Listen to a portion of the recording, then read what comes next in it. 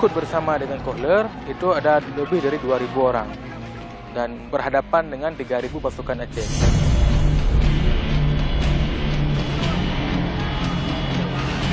Kalau misalnya ada sebuah kepercayaan yang diberikan akhirnya dikhianati, itu ditamsilkan ibarat seperti panglima timbang.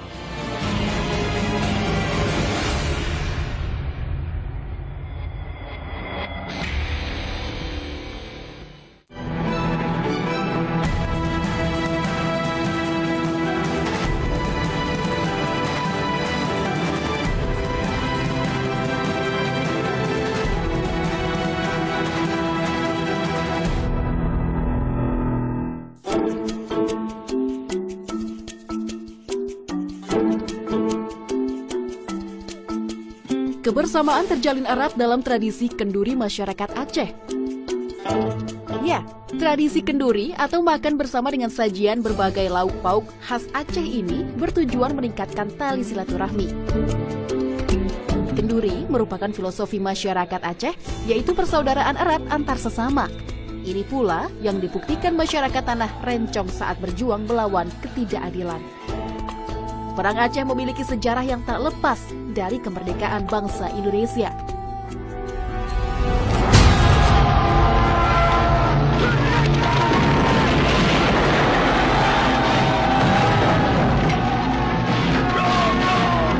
Seperti inilah gambaran suasana perang Aceh dalam film Kolosal Cut Nyak Dien karya sutradara Eros Djarot yang diproduksi tahun 1988.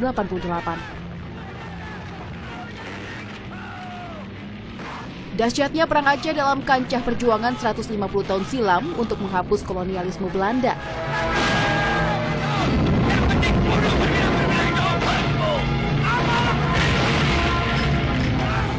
Perang Aceh adalah perang terlama di Nusantara dalam melawan kolonialisme. Diplomasi adalah kunci penting bagi Kesultanan Aceh untuk menjalin kerjasama dengan bangsa asing. Lalu faktor apa saja yang membuat kawasan ini begitu sulit ditaklukkan di abad 18 hingga ke-19? Ikuti penelusuran menggali cerita lebih dalam mengenai Perang Aceh yang berlangsung selama 31 tahun.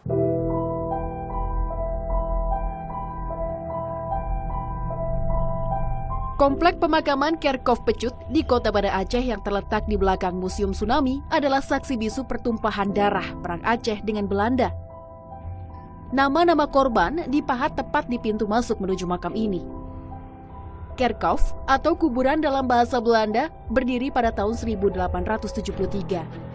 Sedangkan nama Pecut berasal dari nama anak Sultan Iskandar Muda yang bermakna Pangeran Muda. Kerkhof Pecut menjadi salah satu makam militer terluas di dunia dengan luas lahan sekitar 3,5 hektar. Terdapat lebih dari 2.000 nisan korban Perang Aceh 1,5 abad lalu. Dan inilah makam penting di Kerkhof Pecut. Ialah pemimpin pertama Perang Aceh, Jenderal Johan Harman Rudolf Kohler, yang mendarat bersama 4.000 pasukannya pada 6 April 1873 untuk menjajah rakyat Aceh dengan menyerang Masjid Raya. Bang Maskur, Kohler ini saat memulai Perang Aceh dibantu dengan siapa saja, dan kalau kita lihat ya bahwa banyak sekali nama-nama yang terpampang di depan. Siapa mereka? Ikut bersama dengan Kohler itu ada lebih dari 2.000 orang dan berhadapan dengan 3.000 pasukan Aceh. Dan sebagian daripada mereka itu kemudian mati dalam peperangan di hari pertama, kedua, dan ketiga sampai dengan hari keempat. Sebagian besarnya dimakamkan di sini, di komplek pemakaman Kerkhof Pecut. Dan kalau kita melihat nama-nama yang diukir pada monumen makam dan tokoh-tokoh yang dimakamkan di sini itu adalah sebagian besarnya adalah orang-orang Belanda, perwira, dan bahkan jenderal-jenderal yang berasal dari Belanda. Ada Jenderal Kohler, Jenderal Pel. Kemudian juga banyak sekali yang dimakamkan di Kerkhof Pecut ini para tentara bayaran Belanda yang berasal dari kalangan Bumi Putra. Penyebab Perang Aceh diawali pada tahun 1871 ketika kerajaan Belanda dan Inggris menandatangani Traktat Sumatera yang menyatakan bahwa Belanda bebas memperluas kekuasaannya di seluruh Sumatera. Ini merupakan ancaman serius bagi Kesultanan Aceh Darussalam sebagai bangsa yang berdaulat. Tercatat, pendaratan pertama Kohler adalah atas perintah Gubernur Jenderal Hindia Belanda, James Loudon. Kohler membawa 168 perwira, 3.198 pasukan Eropa, dan Bumi Putra yang diberi nama pasukan Marsose, yang anggotanya berasal dari seluruh Nusantara. Kohler tewas setelah tertembak pasukan Aceh di depan Masjid Raya pada 14 April 1873. Kematiannya memicu kemarahan pemerintah Hindia Belanda. Dalam peperangan yang cukup besar itu 3.000 pasukan Aceh itu, Jenderal Kohler tewas tertembak di dadanya menembus jantung pada usia yang ke-55 tahun. Nisan Kohler terbilang unik dan megah. Simbol-simbol kebesaran perang melekat menemani sang jenderal perang. Meski Kohler dikenal cerdas, namun perkiraannya menaklukkan Aceh akan mendapat jalan mulus ternyata keliru. Hal tersebut disimbolkan dengan ular yang menggigit ekornya sendiri.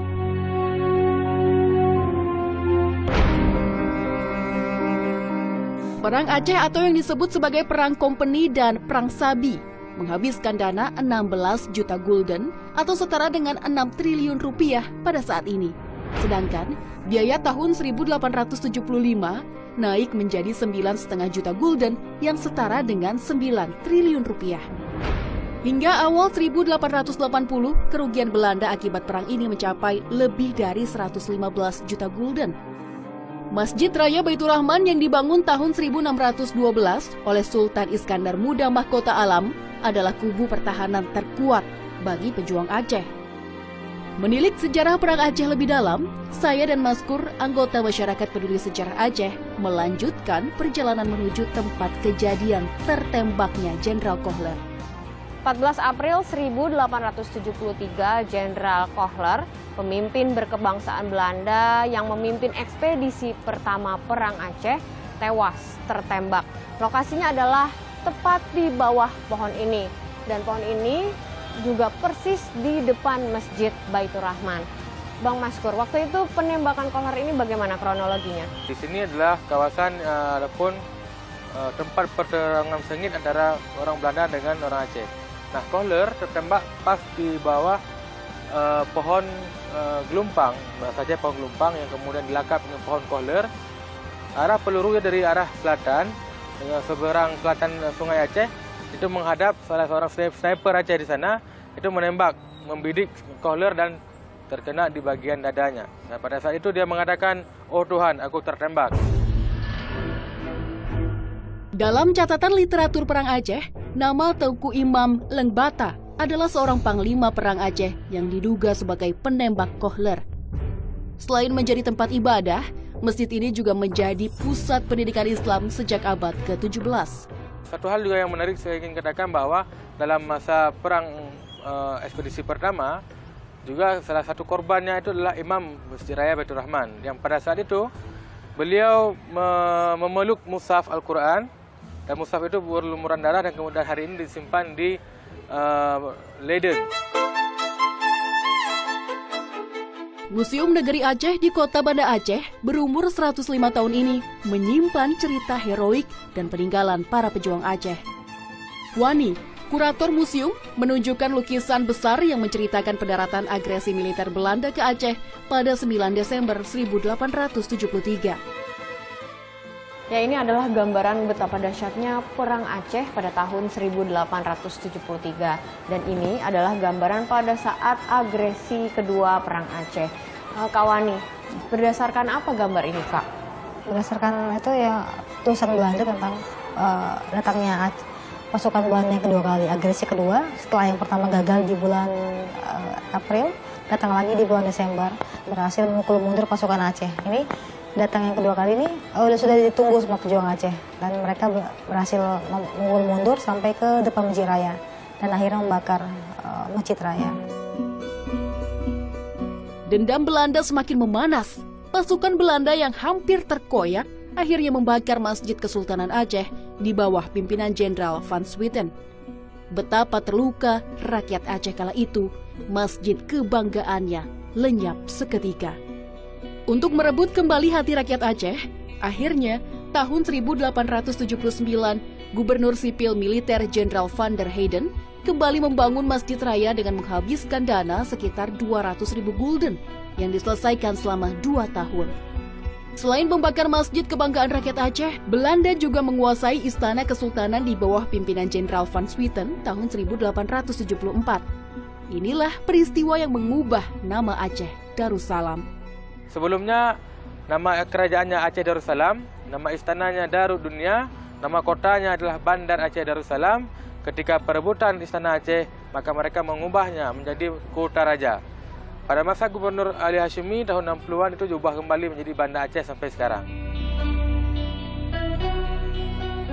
Awal abad ke-16, nama Aceh Darussalam disematkan oleh Sultan Ali Mughayat Shah untuk mempersatukan kerajaan-kerajaan di kawasan Aceh. Kesultanan ini memiliki daerah taklukan yang sangat luas hingga ke semenanjung Malaysia. Aceh ini kan letaknya sangat strategis di jalur perdagangan internasional, berperannya Selat Malaka. Hasil-hasil bumi Aceh atau rempah-rempah yang kualitas terbaik ya, mungkin di antara daerah-daerah lain di Nusantara. Itu yang menjadi rebutan bangsa-bangsa yang ada di dunia, kenapa mereka sangat berambisi untuk menguasai Aceh. Banyaknya gangguan bangsa asing, akhirnya Aceh menjalin kekerabatan dengan Turki di abad 16 di bawah Kesultanan Sultan Alauddin Riayat Shah Al-Kahar untuk melawan perompak dari Portugis. Ada suatu masa Aceh mengirimkan suatu utusan diplomasi yang waktu itu Sultan Aceh memberikan hadiah kepada Sultan Turki 4 buah kapal lada. 4 buah kapal yang berisi lada. Jalinan kerjasama antara Kesultanan Aceh dan Turki ditandai dengan lambang bendera pada kapal dan panji Perang Aceh. Ketika delegasi Aceh pulang ke Aceh waktu itu, Turki memberikan izin bahwa bendera Turki diizinkan oleh Sultan Turki untuk dikibarkan di atas kapal Aceh, agar Portugis yang sering menjadi perompak di laut itu tidak berani. Bendera Aceh yang dikatakan alam pedeng itu, jadi inspirasinya itu dari bendera Turki. Bintang bulannya kemudian untuk tidak persis sama dengan bendera Aceh, maka ditambah gambar pedang.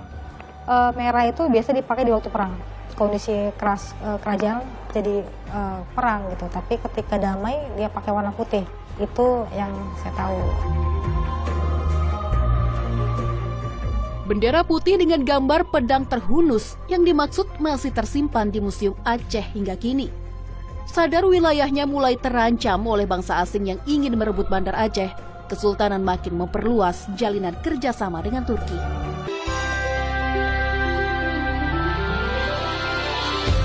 Bandar Aceh Darussalam dikenal oleh bangsa asing sebagai kesultanan kuat di kawasan Asia Tenggara. Jalinan hubungan internasional Sultan Aceh dengan Khalifah Turki Utsmani terus meningkat.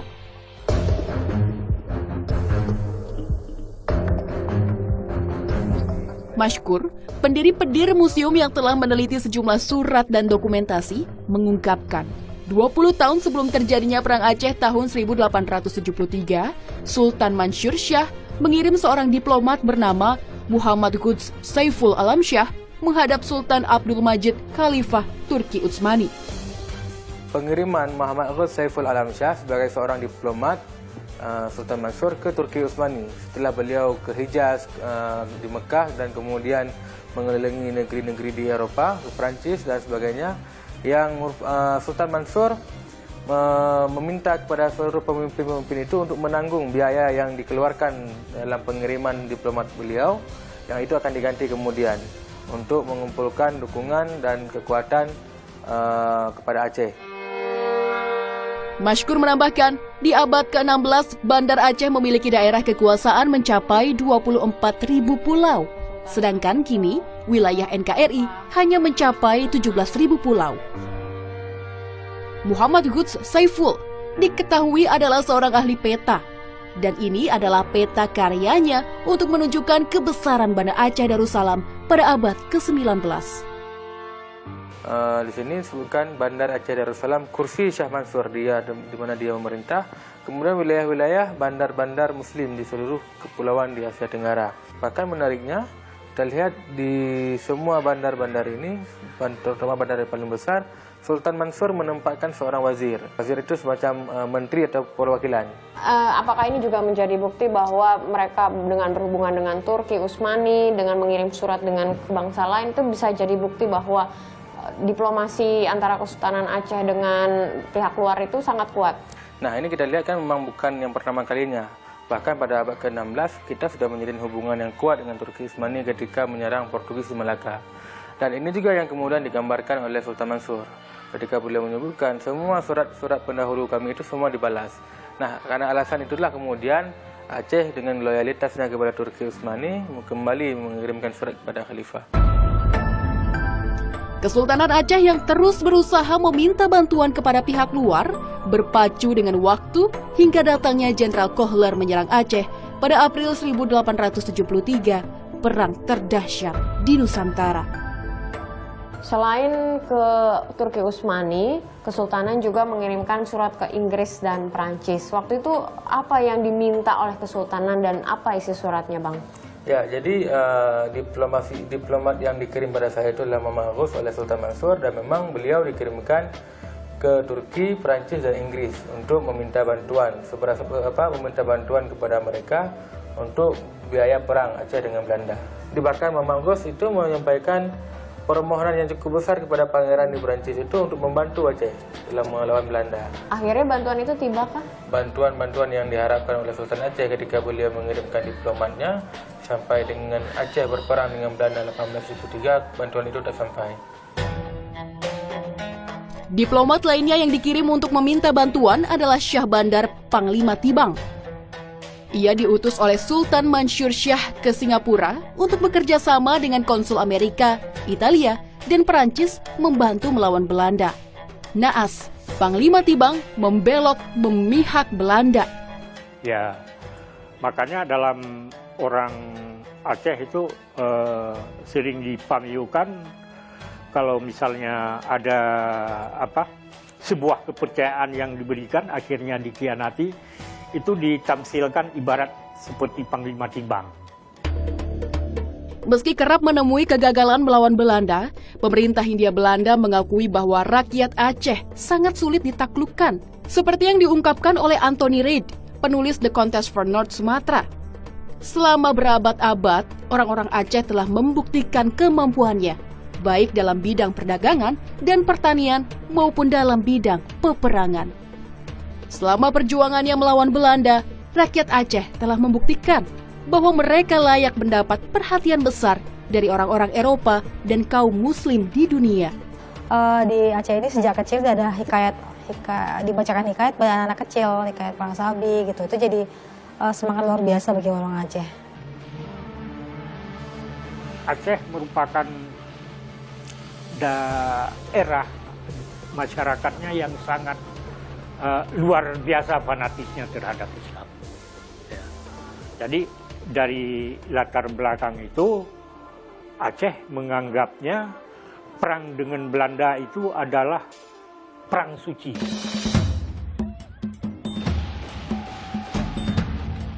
Setelah fase perang di akhir tahun 1800 berakhir, peperangan terus berlanjut.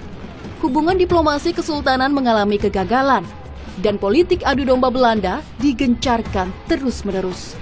Namun, para pejuang terus melebarkan sayap di seluruh pelosok hingga Jepang datang pada tahun 1942.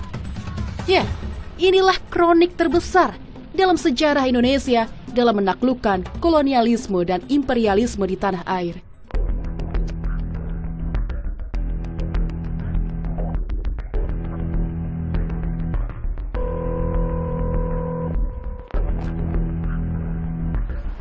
Jiwa-jiwa berani dan pantang menyerah telah mendarah daging dalam masyarakat Aceh karena mereka adalah para pejuang yang berani mempertaruhkan nyawa sampai akhir hayat.